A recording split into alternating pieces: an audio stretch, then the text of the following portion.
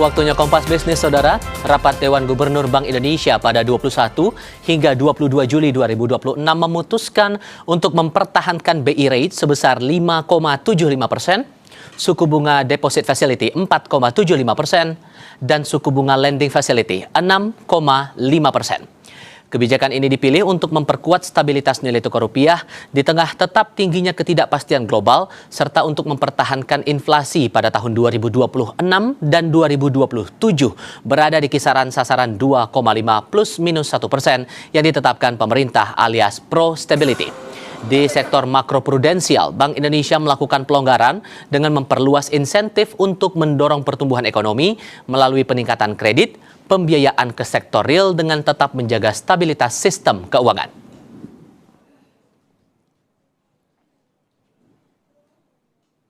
Untuk membahas pertimbangan Bank Indonesia menahan suku bunga di 5,75% dan kaitannya dengan kondisi perekonomian global dan domestik, seperti apa lebih jelas terkait peningkatan insentif? Saya sudah bersama dengan Solikin M. Juhro, Asisten Gubernur dan Kepala Departemen Kebijakan Makroprudensial Bank Indonesia. Pak Solikin, selamat pagi, Pak. Selamat pagi Mas Tifal, selamat pagi persahabat sekalian. Terima kasih sudah bergabung bersama kami dalam diskusi pagi ini. Bagaimana kemudian Pak asesmen Bank Indonesia atas faktor geopolitik terhadap stabilitas sistem keuangan Indonesia? Oke, pertama para persahabat sekalian, fakta yang kita lihat bersama saat ini adalah bahwa ekonomi global ini semakin tidak pasti, gitu ya. Dan tentunya ini membawa dampak kepada paling tidak 3 variabel utama dalam perekonomian. Pertama, fragmentasi perdagangan akibat hambatan yang kembali terjadi di Strait Hormuz.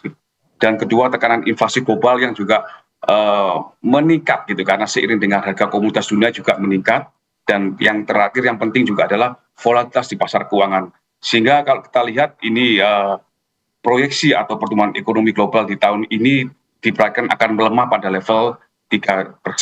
Nah, namun alhamdulillah kalau kita lihat kita patut bersyukur bahwa ekonomi nasional tetap tumbuh positif. Ini tentunya didukung oleh permintaan domestik kalau kita lihat dari konsumsi maupun dari investasi, konsumsi terutama pemerintah, konsumsi pemerintah dan juga belanja ASN yang meningkat serta penyaluran bantuan sosial kepada keluarga penerima manfaat. Sementara kalau kita lihat dari sisi investasi, ini utamanya dikontribusikan dari realisasi program-program kerja prioritas nasional atau PPKN, dan ini serta kalau kita lihat penyaluran kredit dan pembiayaan juga terus meningkat. Inilah yang menunjukkan bahwa fundamental ekonomi Indonesia sejatinya ini tetap kuat. Inflasi pun kita lihat kalau kita lihat inflasi kita ini berada pada kisaran sasaran BI sehingga mampu menjaga daya beli masyarakat. Kalau kita lihat di sisi lain yang eksternal, ketahanan eksternal, kita lihat cadangan devisa kita juga tetap terjaga berada pada level yang memadai sehingga bantalan untuk menghadapi dinamika global ini bisa memadai. Dan untuk konteks itu kita melihat bahwa perakiraan pertumbuhan ekonomi kita tahun ini juga masih berada di kisaran 4,9 sampai 5,7%, sementara inflasi masih terjaga di angka 2,5 plus minus 1%. Kesimpulannya apa? Bahwa di tengah peningkatan ketidakpastian global yang masih tinggi, kondisi ekonomi kita terjaga dengan baik. Stabilitas sektor keuangan juga berdaya tahan. Demikian Mas Tifal. Oke. Bagaimana kemudian dengan dampak kondisi ekonomi saat ini terhadap ketahanan perbankan, khususnya terkait dengan likuiditas perbankan ya Pak?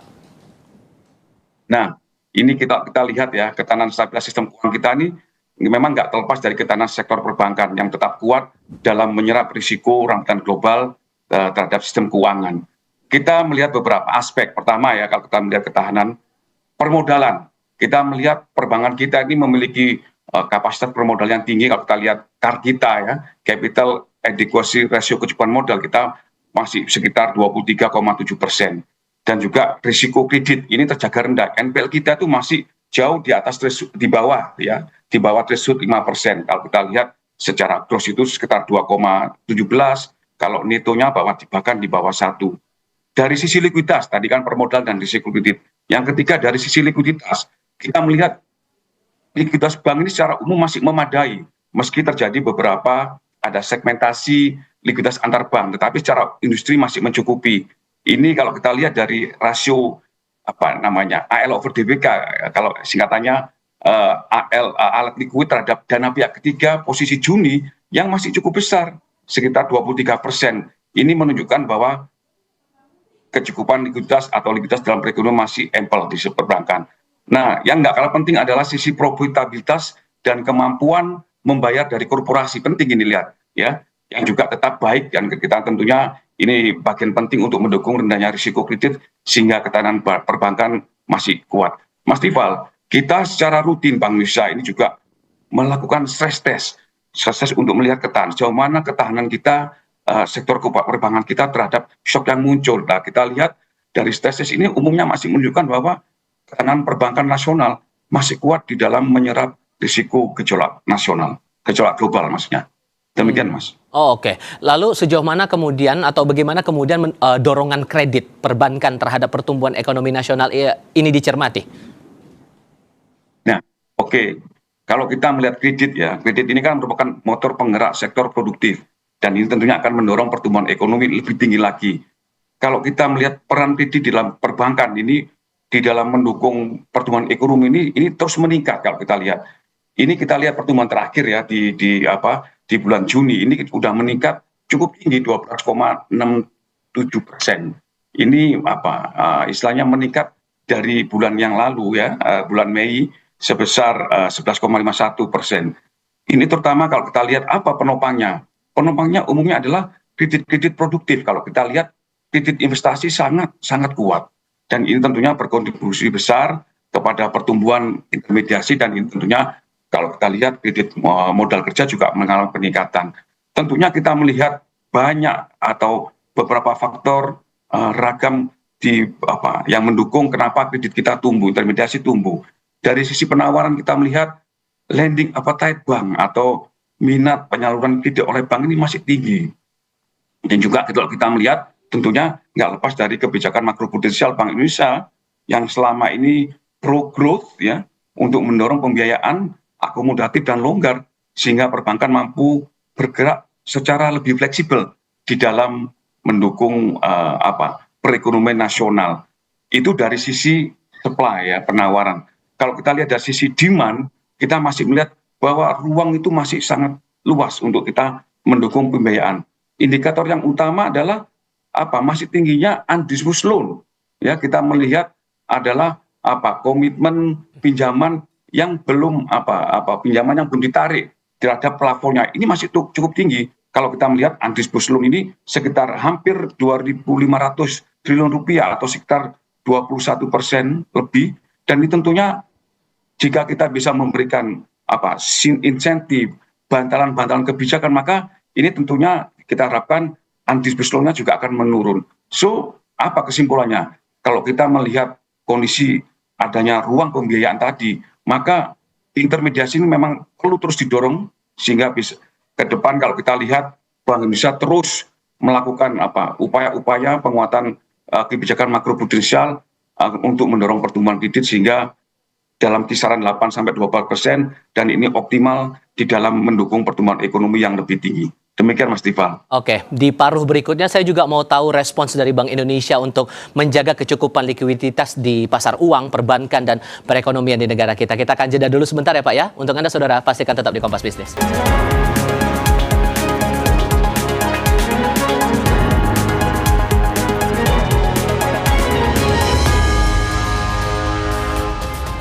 Kompas Bisnis masih berdiskusi bersama Solikin M. Juhro, Asisten Gubernur sekaligus Kepala Departemen Kebijakan Makroprudensial Bank Indonesia. Pak Solikin, begini, bagaimana kemudian respons Bank Indonesia untuk menjaga kecukupan likuiditas di pasar uang, perbankan, dan perekonomian saat ini? Oke, Mas Tifal, kalau kita bicara likuiditas ini memang esensial untuk kita menjaga ketahanan sektor keuangan ya. Ibarat oli pada kendaraan ini pasti ada berapa level minimal dan level maksimal. Nah ini kita jaga sama dalam perekonomian, kita juga jaga agar ekonomi kita bisa berjalan tidak hanya cepat tetapi juga stabil. Untuk itu kalau kita lihat BI ya di dalam kebijakan rapat Dewan Gubernur terakhir ini, kita terus ya disampaikan bahwa kita memperkuat bauran kebijakan Bank Indonesia melalui kalau yang terakhir adalah perluasan kebijakan insentif dan juga sejumlah kebijakan lainnya tentunya. Ini apa tujuannya? Ada 3. Pertama, meningkatkan aliran modal investasi terutama portofolio asing ya, dan memperkuat stabilitas nilai tukar rupiah. Dan yang kedua, mempercepat pendalaman pasar keuangan dan juga pasar falas. Dan tiga yang penting ini juga di sektor perbankan adalah meningkatkan likuiditas dan mengurangi segmentasi likuiditas. Ini saya jelaskan kenapa, karena beberapa bank memiliki likuiditas, tadi saya katakan secara industri likuiditas kita itu cukup, tetapi beberapa bank memiliki kondisi yang berbeda dengan bank-bank lain. Nah, sehingga ada segmentasi, apalagi terkait dengan beberapa alokasi portofolionya. Dan ini yang kita kurangi ini dalam kebijakan terakhir. Nah, langkah kita banyak sebagaimana disampaikan oleh Gubernur Bank Indonesia, banyak mulai dari kita untuk menjaga secara makro kecukupan likuiditas kita, menjaga pertumbuhan uang primer double digit ya. Ini penting ini secara makro. Kemudian kita juga meningkatkan aliran masuk modal investasi asing melalui kenaikan dan perluasan insentif, mengurangi premi untuk investasi portofolio dan pemberian insentif untuk meningkatkan local currency statement LCT. Jadi ini insentif itu juga untuk mendorong likuiditas di pasar domestik. Juga meningkatkan ekspansi untuk mengatasi segmentasi likuiditas. Ini kita menyempurnakan kebijakan kita selama ini, yaitu adalah kebijakan insentif likuiditas makroprudensial atau KLM. Ini kita sempurnakan, Mas Tifal. Kita sempurnakan baik dari sisi jumlah, kita naikkan insentif kita ya, kita naikkan dan juga kita perluas gitu underline-nya, dan juga beberapa untuk mendorong inklusi kegiatan inklusi ekonomi.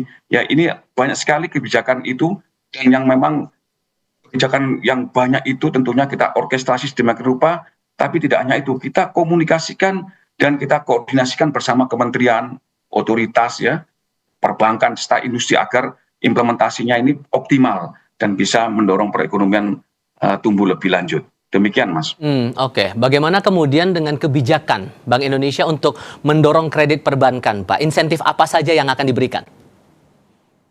Nah, insentif itu sebenarnya sudah kita sejak awal tahun itu kita sudah dari sisi makroprudensial, kata saya makan dari bauran kebijakan Bank Indonesia sebelumnya. Ini dari sisi makroprudensial kita tuh istilahnya tidak kurang-kurang gitu ya. Karena kita spiritnya adalah pro growth gitu, mendorong pertumbuhan ekonomi. Tetapi tentunya ini harus sejalan dengan program pemerintah dan juga tetap memperhatikan prinsip kehati-hatian. Kalau kita lihat ya di bulan yang efektif, kita melihat di mulai Juli yang lalu, kita memperkuat rasio intermediasi makroprudensial atau RIM ya, berlaku 1 Juli. Jadi kita perkuat cakupan surat berharga sebagai penopang bank untuk memberikan pinjaman. Kita juga memperkuat rasio pendanaan luar negeri bank untuk bisa meningkatkan pinjaman jangka pendek luar negeri. Kita tingkatkan dari 35% terhadap modal menjadi 40% terhadap modal. Ini semua kita lakukan by Juli. Nah, yang spektakuler kita lakukan 2 hal yang barusan adalah memperkuat KLN tadi, kebijakan insentif likuiditas makroprudensial. Kita meningkatkan, ini berlaku 1 September, Mas. Kita tingkatkan rasionya semula dari 5,5% menjadi 6%. Jadi ini adalah insentif, ini adalah sifatnya mengurangi kewajiban giro kepada yang ditanamkan di Bank Indonesia. Jadi kalau bank selama ini mempunyai kewajiban menanam giro wajib 9%, maka kalau dia bisa optimal meningkatkan KLM atau insentifnya optimal, maka dia bisa dikurangi 6. Jadi yang dia asalnya 9 dikurangi 6, cuma dia 3% yang disimpan di Bank Indonesia sebagai kewajibannya. Nah, kita naikkan menjadi 6%. Nah, yang penting juga kita pahami bahwasanya kebijakan ini kita integrasikan dengan upaya untuk memperdalam pasar uang. Jadi kita lihat 6% itu 2% diantaranya adalah untuk mengatasi segmentasi likuiditas di bank yang sebagaimana saya sampaikan tadi, yaitu dan kita dari bank-bank yang memiliki dia rajin menyalurkan kredit dan dia mengurangi surat-surat berharga ya, instead of dia menyimpan di surat-surat berharga seperti SRBI maupun SBN, dia eager untuk mendorong kredit, maka dia pada rasio tertentu di bawah 19%, dia kita kasih tambahan insentif 2%. Nah, inilah penguatan-penguatan untuk mendorong kredit dari sisi bank sentral. Dan tentunya Bank Indonesia nggak berdiri sendiri. Sisi supply yang kita lakukan adalah satu hal, kita juga perlu memperkuat sisi demand. Makanya kita juga melakukan inisiatif program percepatan intermediasi perbankan atau PINISI ini mengorkestrasikan dan mengkomunikasikan program-program para pemangku kepentingan. Jadi apa keberhasilan pemerintah, apa yang sudah dilakukan. Lah ini kita komunikasikan, kita orkestrasi dan kita temukan dengan pelaku-pelaku dunia usaha dan juga kepentingan lainnya supaya mereka sama-sama di dalam mendorong perekonomian ini baik dari sisi supply maupun sisi demand.